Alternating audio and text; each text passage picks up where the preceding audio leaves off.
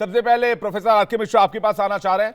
मणिशंकर अय्यर आप लोगों को बार बार बीच चुनाव में इस तरह के घाव क्यों दे रहे हैं? कांग्रेस पार्टी ने इससे किनारा कर लिया, लेकिन मणिशंकर अय्यर को लेकर कांग्रेस पार्टी कुछ नहीं कह रही है।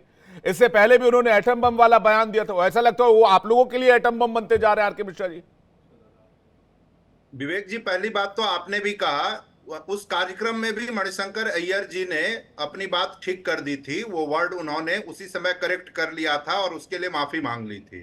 दूसरी बात कि कांग्रेस पार्टी ने भी आधिकारिक रूप से बताया है कि इस तरह के बयानों से पार्टी का लेना देना नहीं है। जी देखिए, एक बात समझिए कि ये अच्छा है कि आप लोग हमारे इस तरह की बात, जहां स्लिप ऑफ टंग किसी का भी हो, जिसके लिए वो उसी कार्यक्रम में माफी मांग लेता हो, उसको ठीक कर लेता हो, उस पर भी डिबेट करते हैं। लेकिन भारत के विदेश मंत्री, जो जिनका बयान आधिकारिक बयान माना जाता है, उन्होंने क्या कहा था?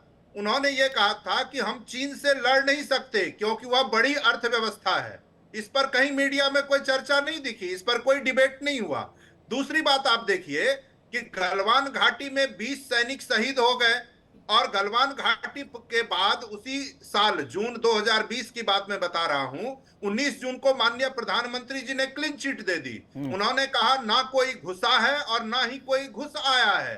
तो क्या प्रधानमंत्री जी को भारत की 140 करोड़ जनता से माफी नहीं मांगनी चाहिए? लेकिन उस पर मीडिया भी मौन रहता है और इस पर सवाल नहीं उठाता। दूसरी बात आपको मैं बताता हूं कि लेह के सुप्रिंटेंडेंट ऑफ पुलिस ने एक पेपर प्रेजेंट किया।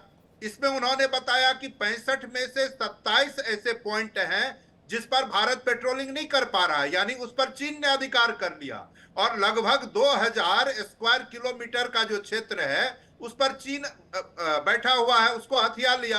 इसकी चर्चा आप लोग नहीं करेंगे, उस पर कोई डिबेट नहीं करेंगे।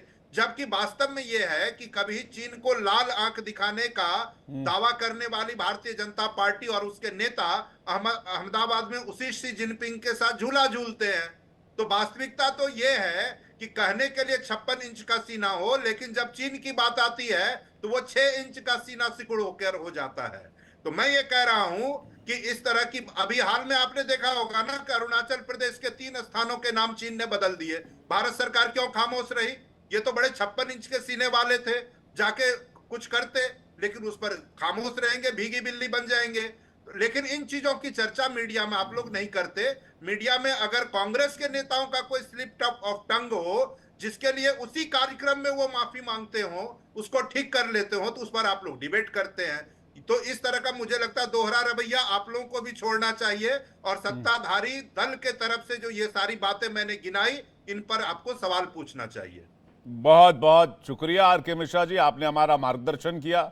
आगे भी मार्गदर्शन करते रहे, लेकिन आप लोग मीडिया पर तो बोलते रहते हैं। मैं इस पर कोई टिप्पणी नहीं करूंगा। इस पर जवाब देने से बात आगे बढ़ेगी और डिबेट भी डिरेल होगी, इसलिए मैं इस पर नहीं जा रहा हूं। मैं रामकृपाल जी के पास जा रहा हूं। लेकिन आपने जो अहम पॉइंट्स गिनाए, आपने जो 15 और 16 जो पेट्रोलिंग पॉइंट की बात की, या फिर किसी नंबर से पेट्रोलिंग पॉइंट की बात की, उस पर गलवान के रिएक्शन पर, इंडियन आर्मी के एक्शन पर क्या क्या हुआ है, मैं टीपी त्यागी जी से एक बार जल्दी से जवाब ले लेता हूं।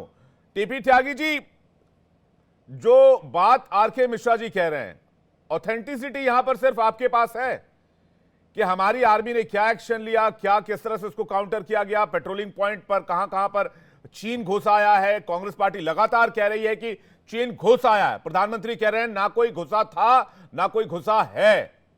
इस पर एक बार स्थिति थोड़ी स्पष्ट होनी चाहिए, फिर मैं बाकी मेहमानों के साथ डिबेट आगे ले चलूंगा। टीपी त्यागी जी, बात यह है कि चीन घुसा था मगर अब नहीं घुसा। चीन ने हिंदुस्तान की जमीन पर कब्जा किया था मगर अब नहीं किया। अब जो ये 65 पॉइंट्स बताते हैं, ये कॉन्टेस्टेड पॉइंट्स है। ये वो पॉइंट्स हैं जहाँ पे कुछ एरिया पे चाइना अपना अधिकार बताता है, हम अपना अधिकार बताते हैं, and it is a question of perception. क्योंकि line of actual control clearly defined नहीं है, लिहाजा ये नहीं कहा जा सकता कि वो सही है या हम सही हैं। और उसके अंदर भी अब बफर जोन्स बनाना प्रारंभ हो चुका है। लिहाजा ये कहना कि चाइना ने हिंदुस्तान की किसी जमीन को पिछले कुछ समय में कब्जा किया है, गलत है। पर मैं सर अपनी बात भी कहना चाहता हूँ, कोई व्यक्ति आने वाले समय में अपना कैसा आचरण रखेगा, इसका अंदाजा इस बात से लगाया जाता है कि बीते हुए समय में उसका आचरण कैसा था। अब तो मणिशंकर अय्यर जी ने ये कहा कि ये कथित है। कथित का मतलब क्या होता है? कथित का मतलब होता है कि ये सच नहीं है, मगर आरोप लगाया गया है कि चीन ने अटैक किया। वो कह रहे हैं कि ये आरोप लगाया गया है। चलिए चीन का मान लें, वो पाकिस्तान को बोलते हैं कि पाकिस्तान एक डेमोक्रेटिक कंट्री है, हमें उसकी इज्जत करनी चाहिए। ये जो लोग बंदूक लिए घूम रहे हैं, इन्हें पता नहीं है क्या कि पाकिस्तान के पास एटॉमिक बम है? चलिए पाकिस्तान का भी मान लेते हैं।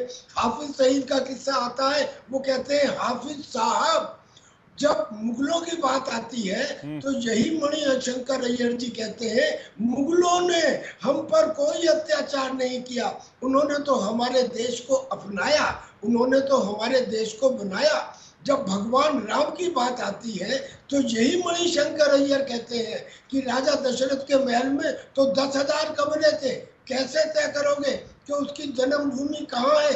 अब ये आदमी के बारे में आप ये सोचिए कि ये इंडियन फॉरेन सर्विस में इनका कैंडिडेचर निरस्त कर दिया गया था।